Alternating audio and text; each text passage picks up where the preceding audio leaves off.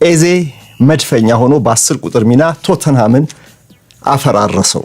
የዘንድሮ አርሰናል ለየት ያሉ ልበል በርከት ያሉ ጥንካሬዎችን ጨምሮ ስለመጣ እንዲህ ያለው ሁኔታ አይደለም። በተለያዩ ሴናሪዮስ ማሸነፍ የሚችል አይነት ቡድን ሆኖ እየተመለከትነው ነው። ለአርሰናል ደጋፊዎች በጣም የሚያስደስት ምሽት ነበረ። በጨዋታው ላይ ደግሞ ለኤቤሬቺ ኤዜ የተለየ ትርጉም የሚሰጥ አጋጣሚ ተፈጥሯል።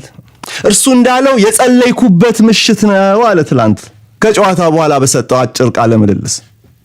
ለዚህ ሃትሪክ ጸልያለሁ፣ ይሄ ቀን እንዲመጣ ፈጣሪን ተማጽኛለሁ፣ የዛሬው ጸሎቴ ይሄ ነበር አለ።